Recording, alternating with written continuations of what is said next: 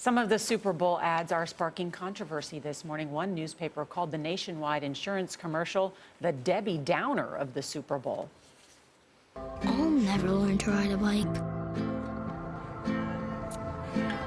Or get cooties. The little boy revealed at the end that he couldn't do those things because he died in an accident.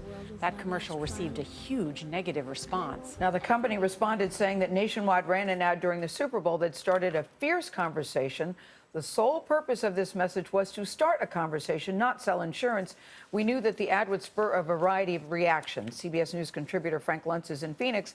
He watched the big game with a focus group that rated all the commercials. Frank, good morning to you. Let's start with that ad because it was a epic fail, according to a lot of people who watched it. But I get the point they were trying to make. They're trying to say these accidents can be prevented. Isn't that a good message to send?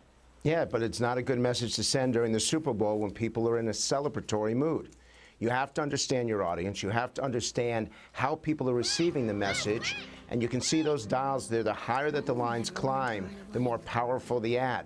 This was voted the worst of our session because they felt that it didn't apply in a Super Bowl format.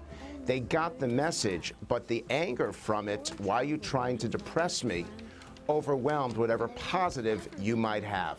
I would have thought that toe fungus ad would have been the most depressing one of the evening. Yeah. Because I talk about celebratory, I thought, where in the world, why are they putting that one there?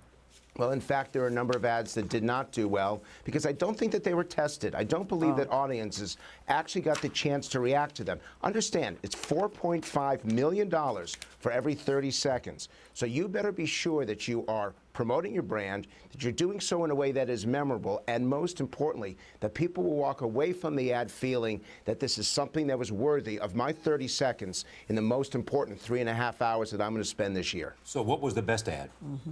So the two best, one of them was a car ad for Fiat. And what's very impressive there is that up until last year, car ads simply did not do well because they weren't creative, they weren't special.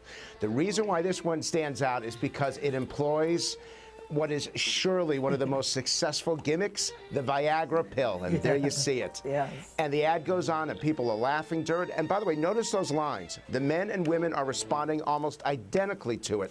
Very few ads did that, where men and women, young and old, said, this is funny. And all the way through this ad, it just scores better and better and better. Best ad of the Super Bowl.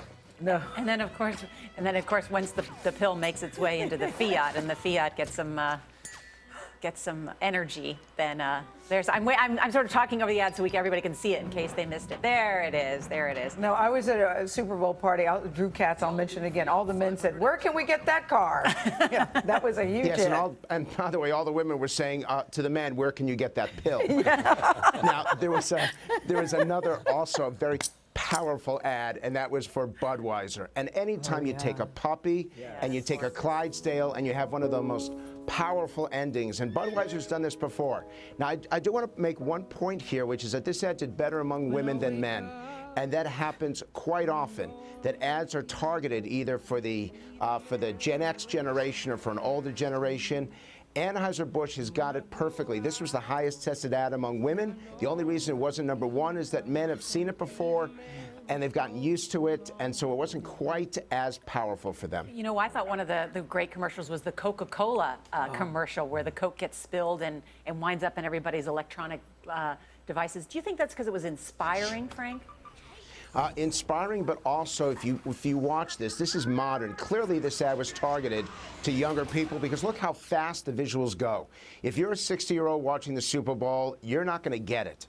But if you're 16, 18, 21, and by the way, who hasn't destroyed a computer? I've lost 3 computers because of my beverage preferences. Tell me that the dad commercials did well, because I love those dad commercials. Anything where you show the men interacting with their kids.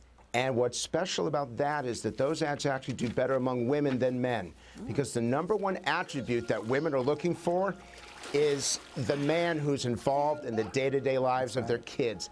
That's why you got it right. For men, it's not as powerful. For women, it's what they want to see. Yeah, that's what you call sexy. Thank you very much, Frank Luntz. Good to see you. Lucky It was a you, pleasure. you got to go to the game.